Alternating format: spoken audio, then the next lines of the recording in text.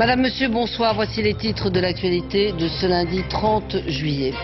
Michel Serrault est mort dimanche soir à 79 ans dans sa maison de Honfleur. Ses obsèques seront célébrées jeudi. En plus de 50 ans de carrière, Michel Serrault avait incarné les personnages les plus divers. Avec nous sur ce plateau, Régis Varnier, bonsoir. Bonsoir. Vous êtes metteur en scène, entre autres, de Pars vite et reviens tard, qui est le dernier film français tourné par Michel Serrault. Et puis, deuxième grande disparition du cinéma, celle de Ingmar Bergman. Le cinéaste suédois est mort aujourd'hui dans sa maison sur l'île de Färö en mer Baltique. Cinéaste de l'introspection et des tourments, sa mort plonge le monde du cinéma dans une profonde affliction. Ouverture à l'Assemblée nationale du débat sur le service minimum dans les transports, un texte critiqué à gauche et par les syndicats, mais un principe plébiscité par les usagers. Le chômage continue de baisser en France, avec même dans certains secteurs des manques cruels de main-d'œuvre. Nous le verrons dans ce journal. Le Tour de France 2007, une édition controversée, même si le succès public ne se dément pas. Les organisateurs affirment que toute l'organisation va être remise à plat. C'est donc à Honfleur que Michel Serrault s'est éteint dimanche soir, entouré de sa femme, de sa fille et du père de la Morandais. Michel Serrault était un homme extravagant à la scène et pudique à la ville, un homme pieux qui avouera que ses deux passions étaient de faire rire et de s'occuper de Dieu. Dès demain, les habitants de Honfleur pourront se recueillir devant sa dépouille qui sera exposée dans sa maison. Sur place, dans le Calvados, Philippe Rochaud et Jacques Gérard. C'est dans cette église Sainte-Catherine qu'auront lieu les funérailles de Michel Serrault jeudi à Honfleur. Une église qu'il admirait car le toit est fait avec la coque en bois d'un bateau renversé. On attend plusieurs centaines de personnes, mais pour l'heure, les curieux ne se bousculent pas devant son manoir qui domine la mer. C'est pourtant bien là qu'il est mort hier soir. On a décidé de venir faire un petit tour et lui faire un dernier petit coucou, puisque depuis que je suis tout petit, je me dis s'il y a un acteur auquel j'aimerais bien rendre hommage s'il disparaît un jour, c'est bien lui. Michel Serrault aimait le calme qui se dégage du port de Honfleur. Les conducteurs de calèches arborent fièrement sa photo. Voilà, avec Michel Serrault. Mais c'est à la pharmacie qu'il a laissé le meilleur souvenir. Il avait eu un malaise en 2005 et pour remercier le pharmacien de son aide, il a tenu le magasin pendant 2 heures pour la plus grande joie des clients. Les gens lui demandaient est-ce bien vous, Michel Serrault? Lui, il répondait oui, en disant c'était le nouveau pharmacien de la place Hamelin, le nouveau pharmacien de Honfleur. Donc il était bien dans ce rôle alors? Alors il était bien, il jouait son rôle. Dans le carnet de souvenirs du musée Alphonse Allais, on retrouve le visage de Michel Serrault. Il aimait venir dans ce petit musée pour y savourer l'humour noir qui se dégage de 3 pièces rares exposées ici. À savoir le crâne de Voltaire enfant, le vrai morceau de la fausse croix du Christ et une tasse avec l'anse à gauche fabriquée spécialement pour un empereur Ming qui était gaucher. Et Michel Serrault, bien sûr, s'était fait photographier avec le crâne de Voltaire enfant. Michel Serrault aurait voulu être prêtre et cette idée lui a tenu à cœur jusqu'à la fin de sa vie. Il l'a confié d'ailleurs au prêtre qui lui a donné l'extrême onction. Il revenait toujours sur son histoire de vocation quand il avait 14 ans, qu'il voulait être prêtre. Et il a eu la chance de tomber sur un curé pas trop con, le père Van Arme, qui aime beaucoup, il en parlait encore, et qui l'a orienté vers ce pourquoi il était fait. Michel Serrault n'avait apparemment laissé aucune consigne pour ses funérailles, et c'est à l'initiative de ses amis que la population de Honfleur devrait défiler demain matin devant son domicile pour lui rendre hommage. L'âme de Charlie Chaplin dans un corps d'apothicaire, c'est ainsi qu'il se dépeignait lui-même. Il fut l'inoubliable Zaza Napoli de La Cage aux Folles, avec son ami et compère Jean Poiret, mais on verra aussi dans des rôles plus noirs, comme dans Garde à vue ou dans Nelly et Monsieur Arnaud. Portrait de ce comédien exceptionnel signé Pascal Deschamps. Un acteur qui s'amuse, je pense que c'est un con, d'abord. Il était comme ça, Michel Serrault, et il savait de quoi il parlait, lui qui érigea l'amusement en art suprême. Et pas seulement dans ses rôles, sur scène, au cinéma ou à la télévision, non, dans la vie quotidienne aussi. Faire rire les autres fut pour lui tout autant une nécessité qu'une forme de politesse, une forme de provocation aussi, une manière bien à lui de prendre le contre-pied pour ne pas trop se prendre au sérieux. J'ai été au séminaire pendant 2 ans et j'ai donc, je restais très ami avec le prêtre que je connaissais à cette époque-là. Et puis, bon, au bout de 2 ans, je suis sorti. Le supérieur m'a dit, vous êtes très gentil, tout va bien, mais je crois quand même que votre place c'est sur les planches, parce que je m'amusais beaucoup. Même au séminaire, il y avait des occasions de rire. Les planches l'accueillent dès 1946, il a 18 ans. Mais c'est sa rencontre avec Jean Poiret en 1952 qui fait décoller sa carrière. Le duo fait les beaux soirs des cabarets parisiens et de la RTF, la radio-télédiffusion française naissante. Les deux stars de l'époque vont s'offrir l'un des plus grands succès théâtraux de tous les temps, La Cage aux Folles. L'un l'a écrit et l'interprète, mais l'autre va littéralement y exploser dans le rôle du travesti Albin Moujotte, dit Zaza Napoli. Prends ta biscotte à pleine main. Allez.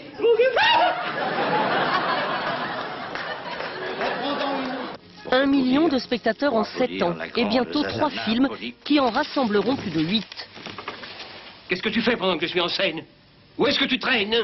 À ce moment-là, Michel Serrault a déjà 70 films derrière lui, mais pour le monde du cinéma comme pour le grand public, il devient alors ce monstre sacré capable de tout jouer. Il y a bien eu le viager de son copain de Tchernia. Martinez! Oh, bon Dieu. Oh. Il y a bien son autre complice, Jean-Pierre Mocky, qui le premier lui a offert des rôles, disons, décalés. Aussi, Seigneur, je te demande encore ce soir de nous en délivrer, ma Vierge et moi. Mais c'est bien à la fin des années 70 que Michel Serrault se verra offrir les rôles tragiques dans lesquels il excellera, comme Garde à vue, écrit pour lui par Michel Audiard et qui lui vaudra son second César. Il y joue un notaire accusé du meurtre d'une enfant. Alors, qu'est-ce que je tape, moi? Tu tapes pas sauvage pour un sou. Non, non, vous tapez tout. Les questions et les réponses. Elles sont tellement ignobles, vos questions, que vous en avez honte. C'est pas vrai, peut-être? Jouer quelqu'un qui est un exemple de moralité et qu'un être humain magnifique, enfin, n'est-ce pas? Bon, bien sûr, c'est très bien. Mais jouer le contraire, pour jouer et incarner la connerie, ou la méchanceté, ou enfin, vraiment tout ce qu'il y a de... Mais c'est aussi magnifique, je trouve. Regardez ce que quelqu'un est capable de faire. Et dans le genre, avec le docteur Petiot, il est servi. Ce médecin malade mental qui assassina des dizaines de gens pendant la guerre, dont il brûlait les dépouilles dans sa cave. Un monstre. Et lorsqu'il joue Mortelle Randonnée, l'histoire d'un père dont la fille est morte, tout le monde pense à celle qu'il a perdue, Caroline, tuée dans un accident de la route. Je crois en Dieu, si vous voulez, c'est vrai. Eh bien, de temps en temps, je m'écroule et je dis, je ne comprends pas. Dieu, je te comprends pas. Il tourne pour la première fois avec Claude Sautet. Pour lui, il sera Monsieur Arnaud. Mais regardez-vous, vous êtes là posé devant cette machine comme un ectoplasme. Vous allez arrêter? Vous vous prenez pour qui? Le César est attribué à Monsieur Michel Serrault. Pour ce rôle tout en pudeur, il reçoit donc son 3e César et la standing ovation de toute une profession.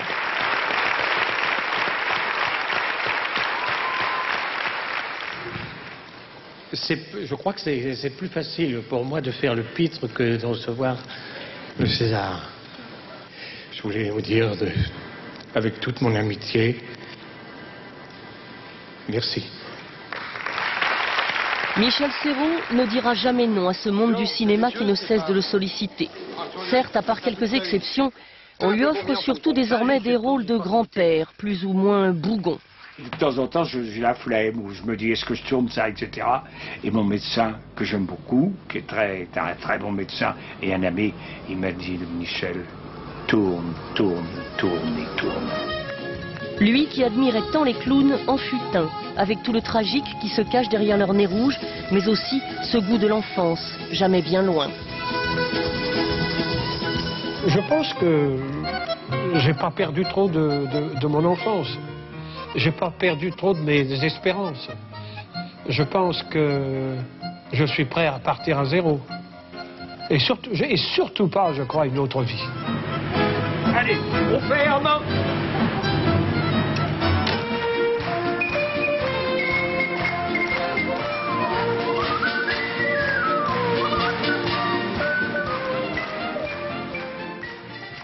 Et en effet, jusqu'au bout, Michel Serrault aura continué de tourner, de Jean-Pierre Mocky à Pierre Tchernia, tous ceux qui l'ont côtoyé ou l'ont fait travailler saluent une exceptionnelle virtuosité. Romain Messi. Stop! Qu'est-ce que tu me fais, chérie? Qu'est-ce que vous me faites? Bah, je rame. Hein? On rame pas! On ne rame pas sur un lac d'Auvergne! Hein? À la Coty! À la Coty! À la Coty! Il voulait faire rire, amuser les autres. Bien au-delà de ses espérances, Michel Serrault aura marqué les Français, populaires, comiques ou dramatiques, capables de tout jouer, de toucher tous les publics. Surtout ce que je retiens de lui, c'est que c'était un homme authentique. Mais je pense que des acteurs authentiques, il n'y en a pas de masse. Il était capable de faire des rôles hypersensibles et en même temps des rôles avec une finesse et une dureté que nous, les hommes, nous avons, voilà. En tartineur de biscotte, il était pas mal quand même. Le rire, son fonds de commerce, son lien privilégié avec le public. Michel Serrault excellait dans l'art du burlesque, et pas seulement au cinéma. Après le Paris-Dakar et le journal des courses, la météo de Nathalie Rioué, elle va être contente d'avoir 2 beaux amis dans ce journal. Martinet, c'est dehors. Un comique qui ne laissait jamais rien au hasard. Vous avez failli me faire tomber, crapule. Sont des trucs à Le vieux monsieur Martinet du Viager, un jour, quelques semaines avant de commencer, il m'a dit, tu sais, je vais penser à ma grand-mère. Ah bon? Et c'était absolument pas sa grand-mère qu'il imitait, mais il se souvenait de la façon d'être de sa grand-mère, et donc il essayait de donner un peu de cette vérité au personnage. Ah, je sais pas danser la valse, moi. C'est pas très compliqué. En 50 ans de scène, du théâtre à l'écran, Michel Serrault est devenu une référence. Pour ses compagnons de route, un monstre sacré. C'était le genre d'acteur qui pouvait très bien se projeter d'un seul coup dans un vieux pépé qui pêche à la grenouille, alors que c'était pas son truc. C'est un grand comédien, quoi. C'est magnifique de tourner avec des gens comme ça.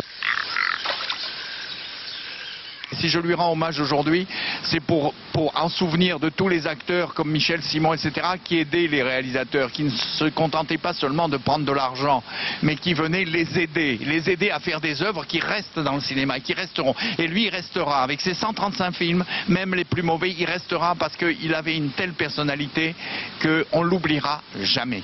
On perd un immense acteur irremplaçable, comme Rému ou Gabin, voilà. Je veux dire, ce sont des moules cassés qu'on ne va pas retrouver tout de suite.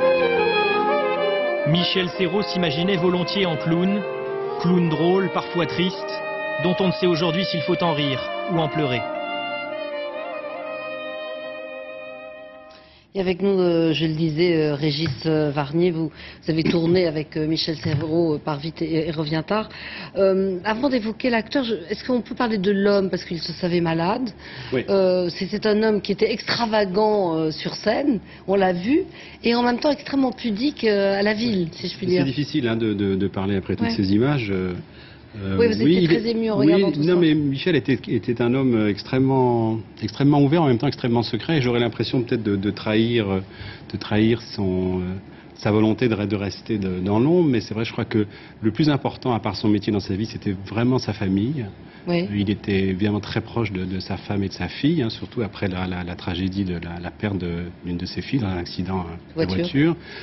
Et puis, il s'était peu à peu éloigné du monde. Michel était quelqu'un qu'on ne voyait jamais dans les soirées parisiennes. Il vivait à Neuilly, il a vendu Neuilly, il s'est installé en Fleurs.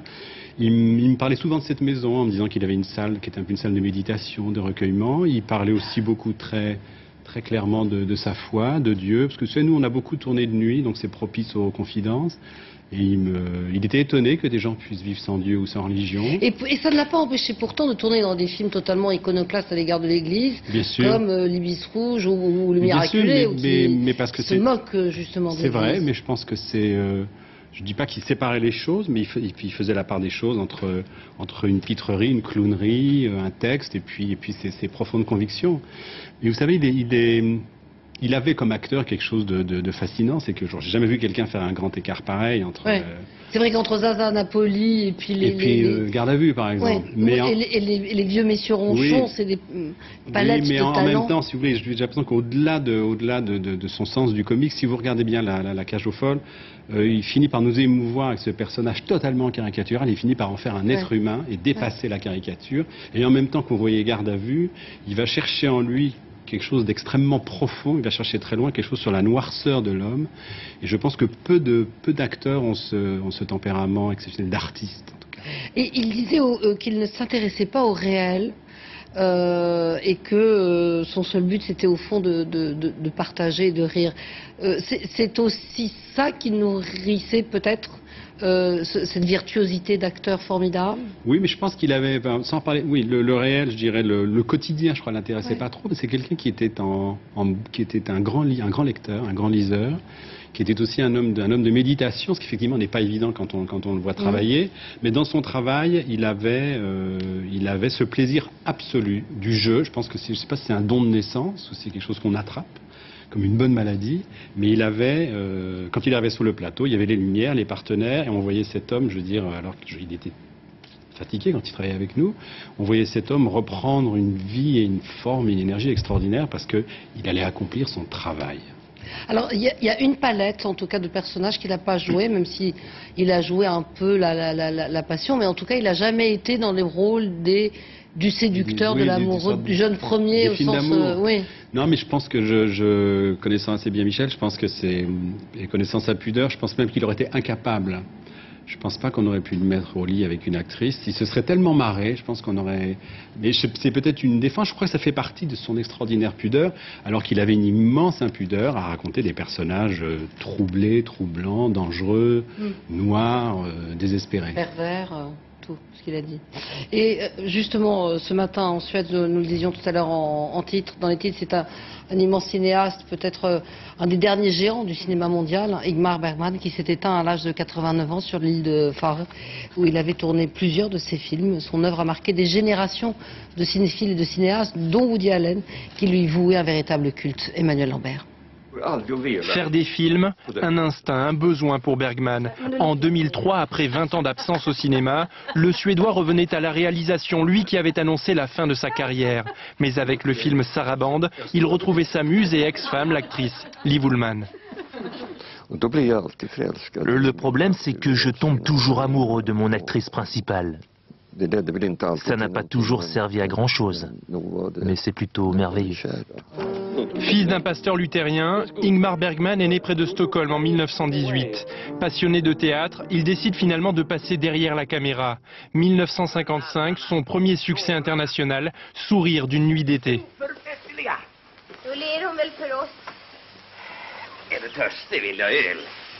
Force des gros plans, soin apporté à la lumière, le Suédois était un réalisateur de génie, mais il n'a jamais fait l'unanimité. Pour certains, le style Bergman est trop lent et ennuyeux. Pour d'autres, chaque plan est une leçon de cinéma. Je prépare toujours tout très soigneusement. Et longtemps avant le tournage, j'essaie de tout noter. Vous pourriez croire que c'est confus, mais ça ne l'est pas du tout. Un soir, nous avons été très proches l'une de l'autre. As-tu repensé à ce que nous nous sommes dit? À travers 50 longs métrages, Bergman a tenté de sonder l'âme humaine, ses thèmes de prédilection, l'amour, la sexualité, l'angoisse de la mort. En 1974, son film Scène de la vie conjugale décrit les difficultés du couple. Johan, si tu en as envie, on peut faire l'amour.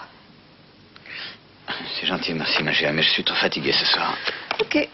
En 1982, Hollywood lui décerne 4 Oscars pour Fanny et Alexandre. Puis en 1997, à Cannes, une palme des palmes couronne l'ensemble de son œuvre. Certains trouvent Bergman démodé, mais moi je crois au contraire qu'il est le commencement du cinéma moderne. Nous devons retourner à cette pureté ou alors le cinéma perdra son âme. Dès ce matin, en Suède, les drapeaux ont été mis en berne. Les chaînes de télé ont chamboulé leur programmation. Un hommage national pour l'un des derniers géants du 7e art. On évoquait avec vous un instant Michel Serrault. Là, on a une personnalité opposée, si je puis dire, les tourments de l'âme, l'absence de Dieu sur Terre, toutes ces questions qu'il a mises dans son cinéma. Ceux qui trouvent son cinéma rébarbatif voudraient qu'il voit Cris et chuchotements, Sonate d'automne ou Fanny Alexandre, qui sont les films de sa deuxième période. Je pense que Bergman était, en tout cas pour les gens de ma génération, c'était un éveil à la vie, un éveil au cinéma. C'est un cinéaste immense qui a influencé énormément de monde. Je regrette beaucoup qu'aujourd'hui, j'ai l'impression que la jeunesse, et même les jeunes cinéphiles, sont assez imperméables à Bergman. Parce que aller voir un film de Bergman, c'était un acte volontaire. On va au cinéma, là où il y avait des images. Aujourd'hui, les images dans la vie, elles sont partout. Elles sont dans la rue, elles sont à la télévision, les clips, les pubs, elles vont très vite. Donc, je crois que les gens n'ont plus le temps, la patience d'accepter qu'une image les envoûte ou les fascine. Et soit lente. Et oui, soit lente, mais surtout qu'elle soit envoûtante. L'envoûtement, ça demande du temps. Et donc, ce que dit Liv Ullmann à Cannes, ce qu'elle disait, est tout à fait juste. C'était une sorte de pureté du cinéma. Oui, du cinéma comme le 7e art. Je pense qu'il en est un des plus grands, sinon le plus grand. Et je regrette qu'on n'apprenne pas aux gens à le découvrir et à l'aimer. Eh ben, souhaitons en tout cas qu'en effet les jeunes retournent voir le cinéma les films de Ingmar Bergman. Merci Régis Varnier. J'ajoute que France 2 diffusera justement jeudi Sonate d'automne, film tourné en 1978 précisément avec Liv Ullmann. Le tribunal d'Avignon a condamné à des peines de prison avec sursis 3 infirmières et une aide-soignante qui avaient harcelé leur chef de service et contesté leur autorité. Les peines de prison sont pour certaines assorties d'interdiction professionnelle. Le rappel des faits et le compte-rendu d'audience avec Yannick Caroussi et Christophe Larocca. 2 ans de prison avec sursis, 18 mois d'interdiction d'exercer son métier d'infirmière. À la sortie de l'audience, Vanessa Constant craque. Elle est reconnue coupable, entre autres, de harcèlement et d'administration de substances nuisibles, des faits qu'elle continue de nier, se posant elle-même en victime. J'ai été harcelée par mes supérieurs pendant des mois. J'ai signalé ce genre de problème à la direction, multiples fois, voilà ma faute. Les 3 autres accusés ont été condamnés à des peines de 2 à 15 mois de prison avec sursis, assorties pour 2 d'entre elles d'interdiction d'exercer. La justice est passée, mais le flou demeure autour des faits, car au cours des débats, il y a un mois, aucune preuve ni aucun témoignage précis n'était venu appuyer l'accusation. La direction de l'hôpital est alertée en 2006 à propos de problèmes dans le service de chirurgie thoracique, où l'ambiance est détestable. Les 2 infirmières-chefs se disent victimes de harcèlement moral. Coups de téléphone malveillants, voitures endommagées et même injection de calmants et autres médicaments dans leurs aliments ou leurs boissons. Je pensais être victime de laxatifs dans mes boissons. Et vous n'avez jamais pu surprendre par exemple des infirmières qui étaient en train de manipuler des... Bien sûr que non, il y en avait qui surveillaient, c'était un gang. Hein. Aujourd'hui, les 2 infirmières-chefs ont refusé de s'exprimer. 2 des infirmières condamnées ont annoncé leur intention de faire appel. Ouverture à l'Assemblée nationale du débat sur le service minimum dans les transports. Le texte a déjà été adopté par le Sénat et devrait passer sans grande difficulté à l'Assemblée, même si la gauche accuse le gouvernement de provocation. Alexandre Carra et Alain Locachio. Débat à grande vitesse pour le service minimum. Il était l'une des priorités du candidat Sarkozy. Il devrait être le dernier acte de cette session extraordinaire. Pour le gouvernement, le service minimum, c'est aussi le service public. Le service minimum, ce n'est pas une question de droite ou une question de gauche. Le service minimum, c'est tout simplement une question de service public. Pour désamorcer la polémique, la stratégie de la majorité est simple, jouer la carte des usagers. On peut comprendre qu'en 2007, il y a un certain nombre de salariés qui considèrent que tout en respectant le droit de grève, il faut pouvoir aller bosser et que être pénalisé par la grève, c'est quand même très compliqué, notamment dans les transports. Principale disposition du texte, l'obligation pour les entreprises d'élaborer un plan de transport minimum avant le 1er janvier 2008. Mais pour les syndicats, jusqu'à présent, le dialogue n'a pas eu lieu. Nous avons eu à faire un simulacre de concertation. On nous a écoutés poliment. La CGT a pris toute sa part dans ce processus en faisant des contre-propositions, en déposant des amendements, mais le gouvernement n'en a pas tenu compte. Autre mesure contestée par la gauche, le vote à bulletin secret après 8 jours de conflit pour décider de la poursuite d'une grève. Mais surtout, l'article qui oblige le salarié à se déclarer gréviste ou non 48 heures à l'avance. C'est un article qui est là pour faire peur, pour dissuader le salarié qui voudrait faire grève de faire grève. C'est donc un article qui va remettre en cause subrepticement le droit de grève. Contre cet article, les députés PS ont l'intention de saisir le Conseil constitutionnel. Quant aux syndicats de cheminots, ils appellent dès demain à des rassemblements dans toute la France. Côté usagers, on est évidemment favorable au service minimum, même si on constate que les perturbations les plus importantes sont le fait d'incidents techniques à répétition, plus que de mouvements de grève. Reportage Julien Dupéré et Thomas Donzel. Le service minimum, les usagers sont plutôt pour, mais de là à lier directement toutes les perturbations aux grèves, il y a un quai qu'ils ne franchissent pas. Il n'y a pas besoin d'une grève pour être ennuyé, hein, pas du tout. J'ai un mari qui travaille à Paris, c'est minimum 2 fois par semaine, minimum une demi-heure de retard. C'est pas 3 jours de grève dans l'année qui pose des gros problèmes. En fait, depuis 2003 et les grèves contre la réforme des retraites, le nombre moyen de jours de grève par agent SNCF est quasiment toujours en baisse. Une baisse favorisée pour certains usagers par le dispositif d'alarme sociale. C'est déjà vachement amélioré par rapport aux autres années, mais surtout que maintenant, en plus, on est prévenu, il y a un dispositif. Le service minimum ne fait que légiférer sur quelque chose qui est déjà en place dans les entreprises. Pour les voyageurs, la plupart des perturbations sont causées par un manque de moyens. Il y a plein d'heures où c'est des trains, des espèces de bétaillères grises là, qui sont insupportables et qu'on laisse ça à des gens depuis Je suis pas de candidat de ces trains, mais ça fait peur quand même. Des situations surtout vraies sur le réseau régional de la SNCF. Pour son amélioration, 100 millions d'euros seront déboursés l'année prochaine et 1000 personnes embauchées. Et dans le métro parisien, au lendemain de l'incident qui a perturbé le trafic sur la ligne 13, on connaît un peu mieux l'origine de l'incendie au cours duquel une dizaine de personnes ont été légèrement intoxiquées. Retour sur l'une des lignes les plus fréquentées de Paris et aussi l'une des plus vétustes, même si les incidents importants dans le métro sont rarissimes. Sylvain Lepetit et Pascal Caron. C'est cette pièce de la rame qui a pris feu hier matin sur la ligne 13. Selon la RATP, une canette de soda a dû se coincer entre l'alimentation électrique, en bas de l'écran, et la suspension, la partie noire éventrée. Le court-circuit a provoqué un début d'incendie. Nous avions à cette hauteur-là l'équivalent d'un mini chalumeau qui a fait qu'effectivement cette partie en caoutchouc s'est mise à chauffer. Le conducteur a rapidement éteint le feu. La fumée a intoxiqué légèrement une dizaine de personnes, dont une femme enceinte. Ce n'est pas la vétusté des trains qui est en cause. La rame mise en service au début des années 80 venait de passer un contrôle de sécurité il y a 10 jours. Ce sont des rames qui sont parfaitement entretenues, avec un programme qui est régulier. Nous avons des visites de sécurité tous les 6500 km. Le problème vient plutôt de l'âge des tunnels. La plupart datent du début du siècle.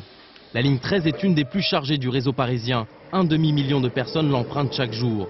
Aujourd'hui, bien peu s'inquiètent de l'accident de la veille. Écoutez, ça peut arriver, c'est pas très fréquent, donc j'ai pas l'impression d'être en danger quand je prends le métro. J'étais choqué parce que c'est la ligne que je prends tous les jours depuis 5-6 ans, donc maintenant j'ai avoir un petit peu peur quand même. Chaque année, la RATP connaît 300 000 incidents, mais 80% d'entre eux sont réglés en moins de 5 minutes. Le dernier mort dans un accident date de 1981. Nouvelle amélioration pour les chiffres du chômage au mois de juin. Il baisse de 1,2%. Depuis le mois de mai, le nombre de chômeurs est passé sous la barre des 2 millions et désormais, il s'établit à 8% de la population active. En un an, le nombre de demandeurs d'emploi a diminué de 10%. Dans certains bassins d'emploi, on manque aujourd'hui de candidats à certains postes, notamment dans l'industrie et les transports.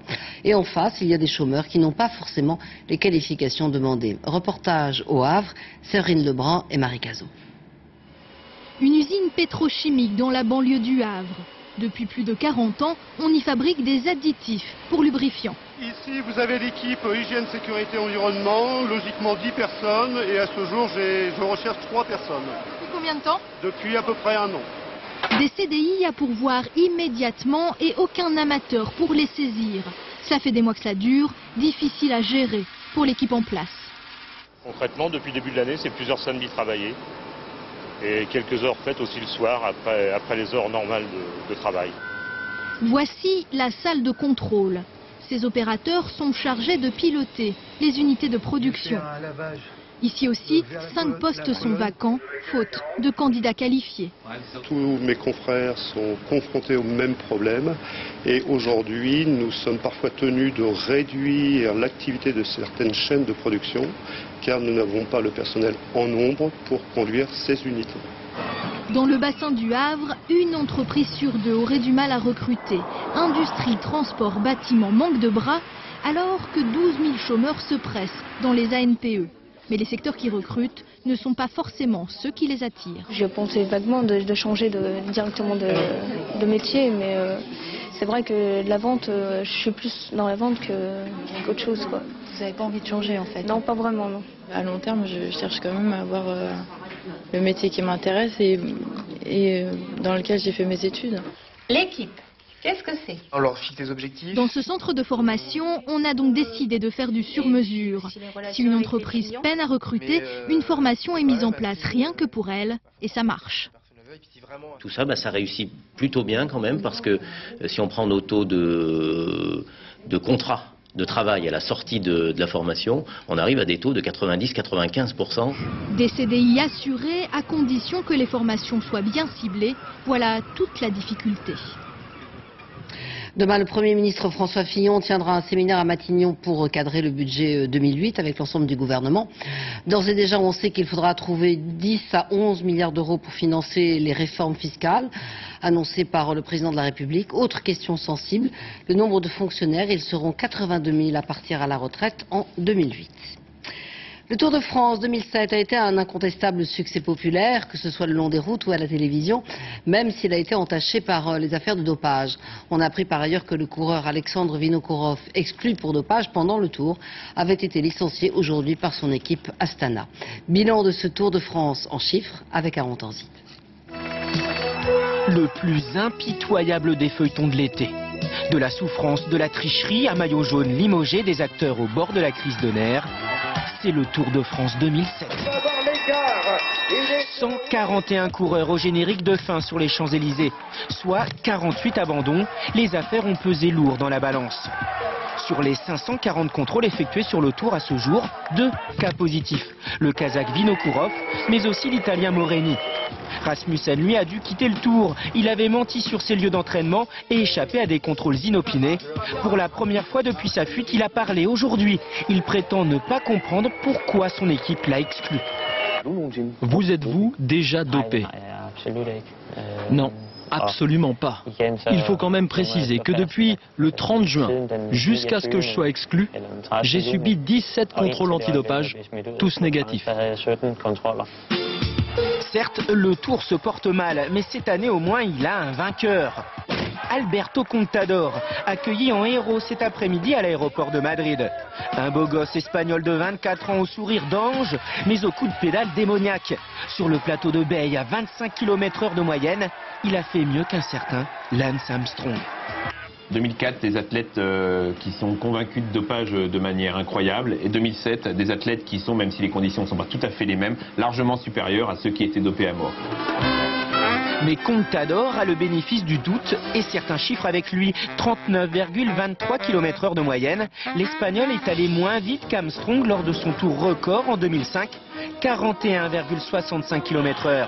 Et quelle que soit la vitesse des coureurs, au bord des routes, la même ferveur. 15 millions de spectateurs de tout poil. Et côté télé, des audiences en hausse avec 3 600 000 téléspectateurs en moyenne sur chaque étape. Un tour malmené, mais un tour adulé. Rendez-vous en 2008 pour la suite du feuilleton de l'été, préféré des Français. Football, rencontre entre deux clubs autrefois mythiques, Nantes et Reims, aujourd'hui en Ligue 2. Difficile pour les Nantais, forts de 8 titres de champion de France, de se retrouver en deuxième division après 44 ans passés parmi l'élite. Julien Passette et David Fossard. Nantes fait la grimace. Après 44 ans passés dans l'élite, ce club historique du football français se retrouve dans l'anonymat de la Ligue 2. Impensable il y a encore quelques années pour la Maison Jaune, qui doit désormais faire face à une nouvelle réalité. L'incident de la descente ne pouvait jamais arriver au FC Nantes. Elle s'est produite, donc il faut la gérer pour revenir aux vraies valeurs et aux vraies fondations qu'est le FC Nantes, c'est-à-dire la formation. Didier Deschamps ou Marcel Desailly, de grands noms ont été formés à l'école nantaise. C'était l'époque où les Canaries gagnaient. 8 titres de champion, 3 Coupes de France et 2 trophées des champions. La saison dernière a été un long calvaire au bout duquel les supporters à bout de nerfs ont envahi le terrain lors de la dernière journée. Des heures de gloire à la descente, les plus anciens ont tout connu et ne sont pas forcément optimistes. J'espère que ça va être de meilleures années qui vont nous attendre devant. Si on arrive à remonter de suite, ça serait super, mais il y a beaucoup de boulot. Olivier est parti. Bon, Barthez, on n'en parle pas. Barthez et les autres stars sont partis. La pression est forte sur les joueurs moins connus qui les ont remplacés. J'espère qu'on va remonter assez rapidement. Le FC Nantes va être l'équipe attendue dans tous les stades de France. Donc j'espère qu'on va avoir des joueurs qui vont mouiller le maillot. Avec un budget de 20 millions d'euros, Nantes sera de loin l'écurie la plus fortunée de la Ligue 2 et le grandissime favori pour la remontée. Dans la baie de Cannes, les îles de l'Airain se font face. L'une d'entre elles abrite une abbaye cistercienne, vieille de 1600 ans. Les moines y accueillent pour quelques nuits ceux qui veulent se reposer loin du tumulte de la Côte d'Azur. Et la clientèle ne manque pas. Reportage Renaud Bernard et Alain Dupin. Voici la plage de l'hôtel le plus insolite de la Côte d'Azur, l'abbaye de l'île de l'Airain. Et ces moines cisterciens qui vous accueillent à la réception. Je prends les clés pour vous. Donc vous avez la chambre sur les berges cet après-midi. 37 € la nuit en pension complète. C'est la fête. Vos chambres sont ici, 21 et 22. Le confort est spartiate, mais le cadre est unique. L'hôtellerie vend 4000 nuitées par saison. La majorité des résidents sont des jeunes. On aime bien le silence, on a envie de calme et voilà, de pouvoir penser, se reposer. On a un peu les deux façades de la Côte d'Azur, si on peut dire. Hein, le tumulte de la côte et puis et la sérénité de l'île. On est là que 3 jours, mais le reste de l'année, on fait autre chose. Hein. Au programme, baignade et méditation. Une seule règle à observer, le silence pour respecter la vie des moines qui prient 8 fois par jour. L'abbaye de Lérins accueille la jeunesse, mais ici, on n'est pas à Saint-Tropez. Il faut lutter pour qu'il ne devienne pas Saint-Tropez. Je n'ai rien contre Saint-Tropez, mais qu'il reste une île comme ça. Si notre île est belle, c'est qu'il a une histoire de 16 siècles, et c'est qu'il y a toujours des moines qui prient. C'est une île qui n'est pas comme les autres. Une île à seulement 30 minutes de bateau de Cannes et de l'agitation de la Côte d'Azur. Une île avec ses touristes pourtant, où seuls les chants grégoriens viennent concurrencer celui des cigales. Puis avant de nous quitter, voici pour le plaisir un extrait de La Cage aux folles, regardez. Viens là, viens. Ferme mais pas brutal, n'est-ce pas? La biscotte de l'homme, voilà, avec tous les doigts dessus, voilà. La cuillère maintenant, la confiture. Non, pas 2 doigts la cuillère, non, pas comme ça la cuillère. Tenue solidement. Alors. Pas comme une cuillère à peau non plus, alors. Oh non, pas comme une cuillère à peau.